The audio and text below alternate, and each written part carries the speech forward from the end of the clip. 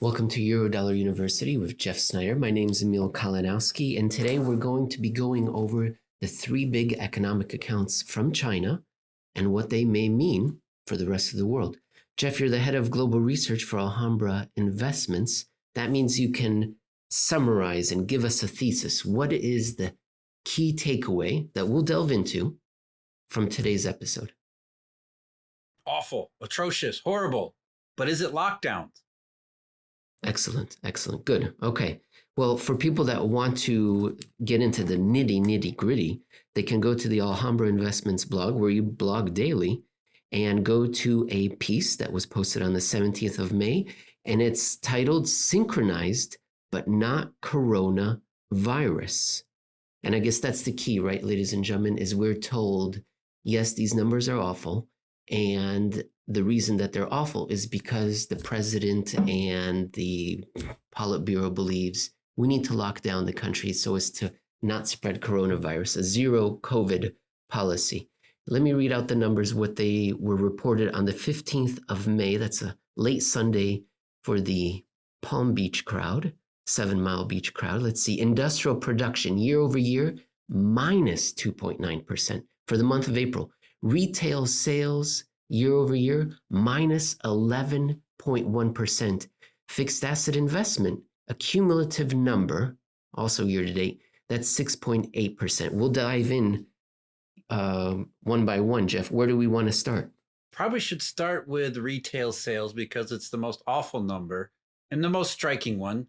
And it's also the one that people would point to and say, well, yeah, that's because people in Shanghai and Beijing and 31 municipalities throughout China, whatever the number is, they've been locked, literally in some cases, locked into their apartment blocks, unable to shop, unable to move. So 11.1% year over year, second worst in history, apart from January and February of 2020. Never seen anything like it, but unusual circumstances, therefore that explains the unusual number. At least that's the argument that's being made, not just in the media, but I think in maybe in most people's minds too. If you don't really look at it closely, you'd think these two things seem to go together. So what's the big deal here? Well, the big picture deal is that retail sales have been on a terrible downtrend for quite a long time. This latest number, we could say, has been accentuated by the lockdowns. But it's the trend that's the problem. The already harmful trend, as you put it in your piece here. But even before then, the trend, and you said it's the 2019 already harmful trend. And we've got a graph here, Jeff, one where we see the retail sales year over year, and it's not seasonally adjusted, so we see this kind of sawtooth pattern. You've identified the Aprils for us. We can see the fall. Obviously, most recently, we can say, okay, that's due to the lockdowns, but you also have a couple of other trend lines. You did a pro forma, what would the growth rate be for 2020 through 2022 had we been growing at the 2019 rate, which was lousy, and that's evidenced by the other pro forma dash line that you have here that shows the 2001 through 2011 baseline, completely detached from that line. Yeah, and I think that's the point. I put those in there because, number one, as you just said, Emil, the 2019 trend line or repeating the 2019 growth rate isn't exactly all that great to begin with, because in 2019, as you might remember, that left the rest of the world exposed to what was before COVID, a recession. So 2019 retail sales in China, not really consistent with growth to begin with.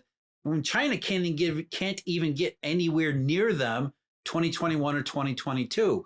When we talk about the word and we use the word recovery, it literally means to recover the prior trend. So I put that dash line in there to remind you, no matter what you see about the depths of individual months, as you said, April 2022, there's lots of lockdowns, but the entire trend in consumer retail sales in China ever since 2020 has been nowhere near getting back to 2019, let alone something better than that, which means for 2 solid plus years, Chinese consumers have spent far, far less than they, quote unquote, would have had there never been any recession and global financial crisis and everything else that happened in 2020.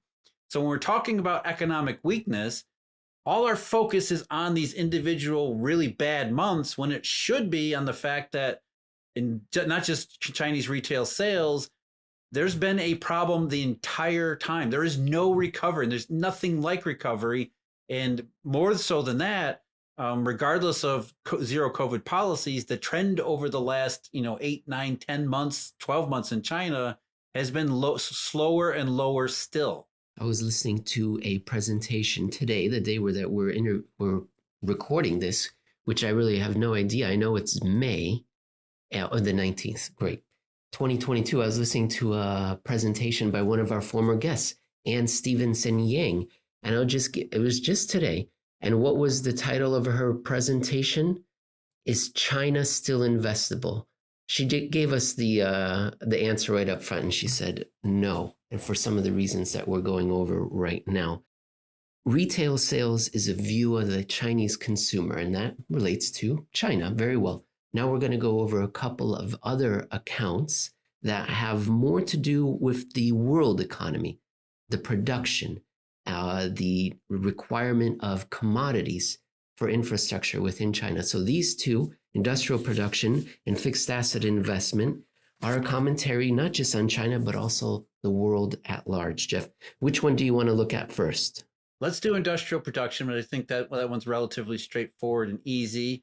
And like retail sales, it was a minus number, second worst in history, all the badness that goes along with it.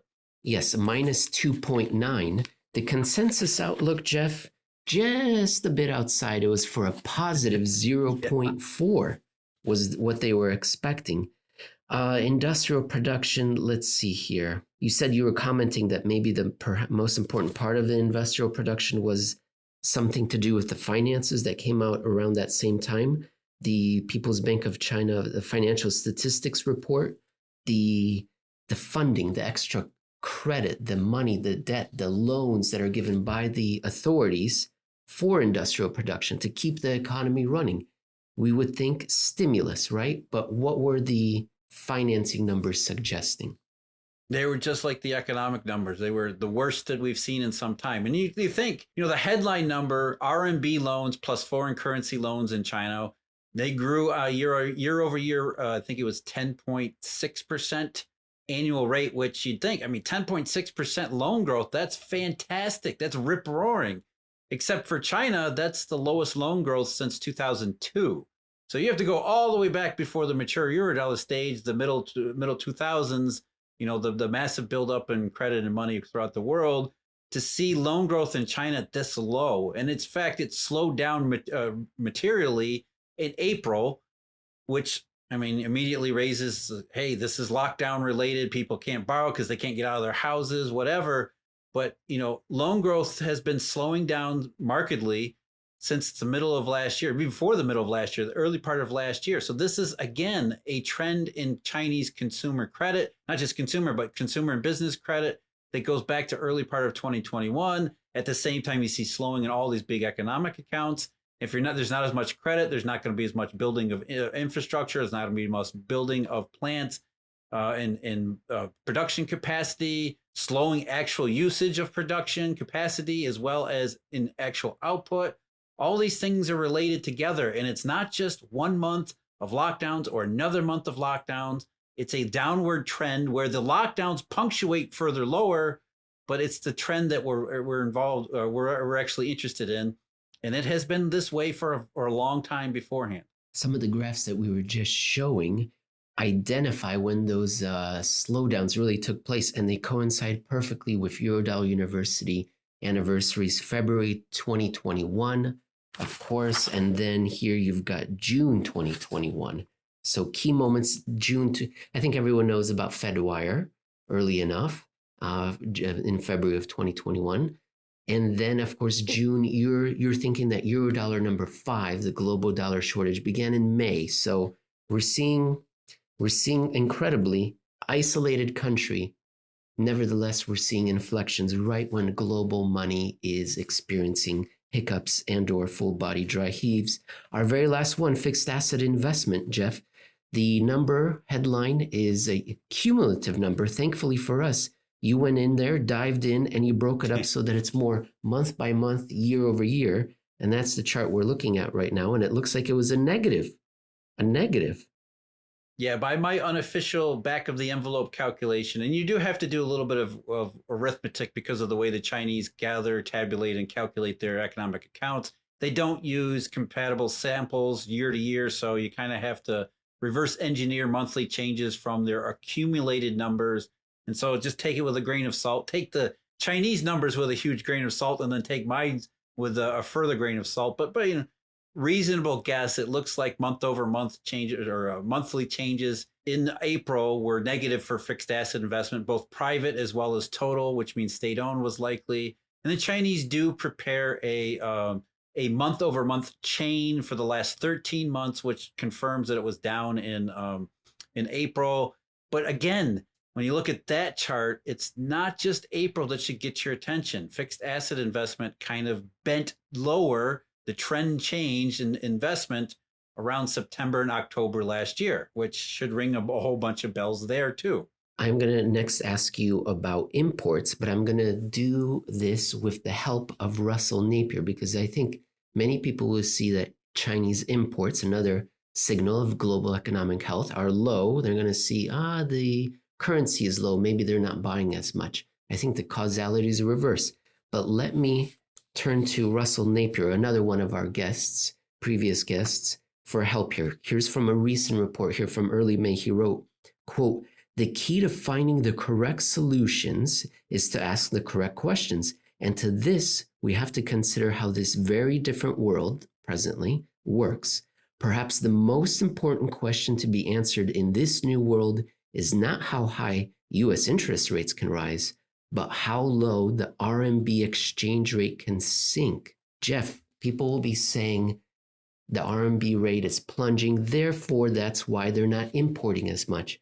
But in an article posted on the 9th of May, which was titled "Why CNY Down Equals Bad Part 3 for Everyone," you suggest that perhaps it's reverse. It's the authorities know there's trouble and there's not enough money coming in, and so they put up administrative blocks, some sort of controls to slow the import so as to slow what?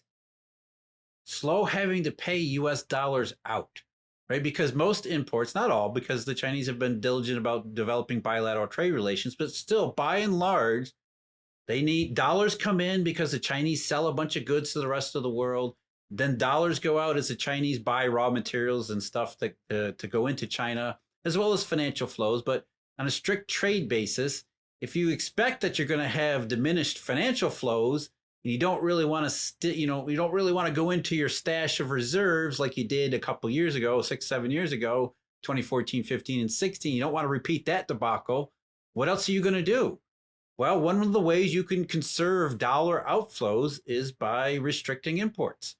So, and I think, there's quite a bit of data that shows that one of the reasons why Chinese imports actually fell as far as they did, starting right in January and February of 2015, was because of their dollar woes at that time. And it was one top-down approach where you can adjust import targets and all sorts of things, given the way the Chinese system works, so that you're not buying as many imports because you're conserving the amount of dollars that are leaving your hands for those reasons. And I think that's one reason why Chinese imports have been weak outside of January and February, which was sort of a catch-up month for what happened last year. But then March and April of so far of this year, imports have been flat, which when you adjust for prices means in volume terms, they're importing quite a lot less than they were at the same time last year, which, yes, I know there's port problems, zero COVID, all the rest, but also we've got plummeting CNY, which tells us that